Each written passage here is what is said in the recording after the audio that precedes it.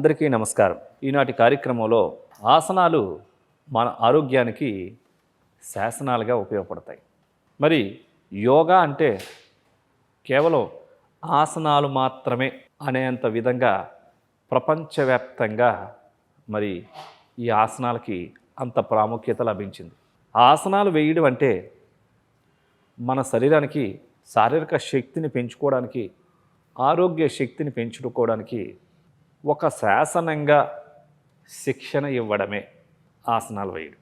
అలాంటి ఆసనాలతో ఆరోగ్యానికి శాసనాలు. అందుకోసం ఈరోజు ఒక అద్భుతమైన ఆసనం గురించి తెలుసుకోబోతున్నాం. ఇదే సర్వాంగాసనం.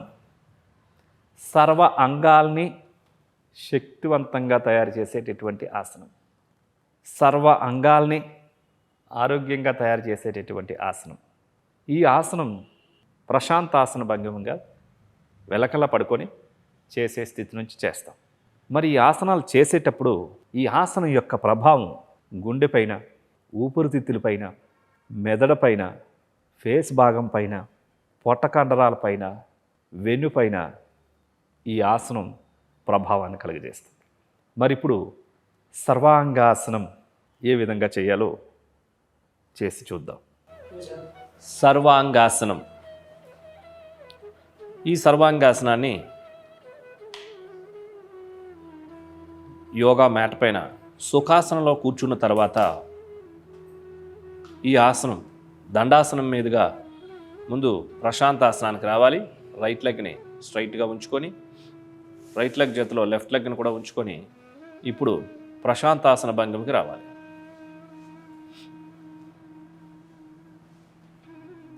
ఈ విధంగా పాదాలు రెండు జతలో ఉంటాయి, చేతులు రెండు శరీర పక్క భాగాలకి ఇరువైపులా ఉంటాయి. ఈ స్థితిలో లెఫ్ట్ లెగ్ని ఫోల్డ్ చేసి, లెఫ్ట్ లెగ్ జతలో రైట్ లెగ్ని కూడా ఫోల్డ్ చేసి, ఇప్పుడు రెండు కాళ్ళని ఒకేసారి రేజ్ చేసి ఒక జర్క్ ఇచ్చి శరీరాన్ని పైకి లేపాలి. ఓకే, రెండు చేతులతో వెన్నుముకకి సపోర్ట్ చేస్తూ భుజాల దగ్గర నుంచి అరికాళ్ళ దాకా కూడా స్ట్రైట్గా ఉండే విధంగా శరీరాన్ని సెట్ చేసుకోవాలి. ఈ విధంగా తల, మెడ భాగం కింద నుంచి మరి షోల్డర్ భాగం నుంచి కాళ్ళ భాగం వరకు పైకి ఉంచి చేసేటటువంటి ఆసనాన్నే సర్వాంగాసనము. ఈ ఆసనంలో 10 సెకండ్ల నుంచి 20 సెకండ్ల వరకు ఉంటూ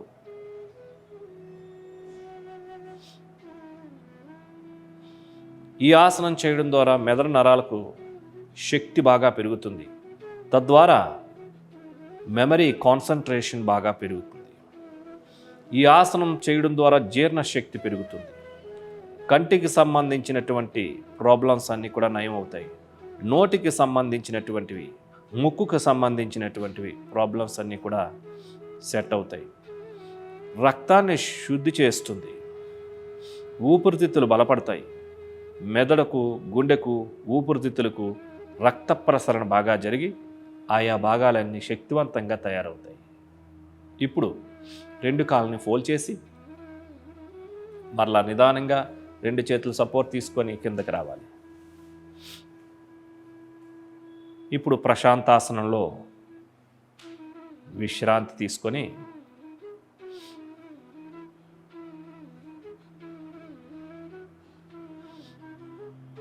ఇప్పుడు ఎడం ప్రక్కకి తిరిగి కుడి చేయ సపోర్ట్ తీసుకొని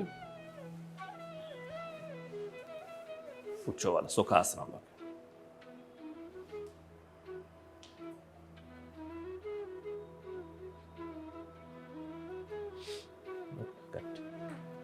చూశారు కదండి, ఈ సర్వాంగాసనం చేయడం ద్వారా మెదడుకు, గుండెకు, ఊపిరితిత్తులకు బలాన్ని చేకూరుస్తుంది. ఈ భాగాల్ని ఆరోగ్యవంతంగా తయారు చేస్తుంది. రక్తాన్ని శుద్ధి చేసుకోవడంలో ఈ ఆసనం చాలా బాగా శరీరానికి సహాయం చేస్తుంది.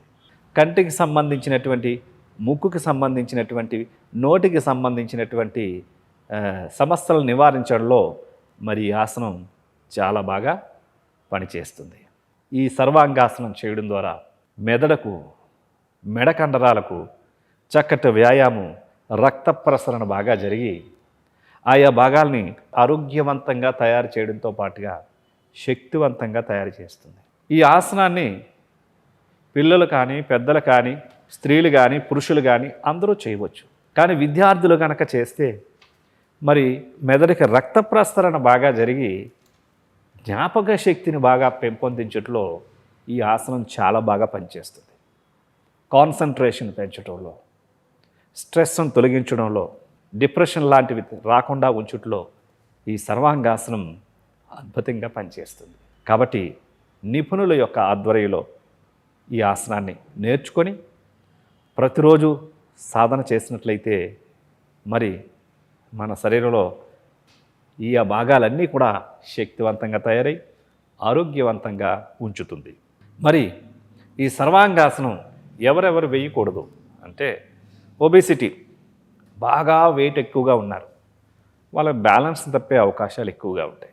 మరి మెడ నొప్పులు, అదేవిధంగా స్పాండ్లైటిస్, వెన్ను నొప్పులు, వెన్ను ఆపరేషన్ చేయించుకున్న వాళ్ళు కానీ, గర్భిణీ స్త్రీలు, అదేవిధంగా స్త్రీలు ఋతుక్రమంలో ఉన్నప్పుడు ఈ ఆసనాలు సర్వాంగాసనం చేయకూడదు. మిగిలినటువంటి వాళ్ళందరూ కూడా మరి చక్కగా ప్రాక్టీస్ చేస్తూ ఈ ఆసనం ద్వారా మంచి ఆరోగ్యాన్ని ఒక శాసనంగా చేసుకొని సంపూర్ణ ఆరోగ్యవంతులు అవ్వగలరని ఆశిస్తున్నాం. నమస్కారం.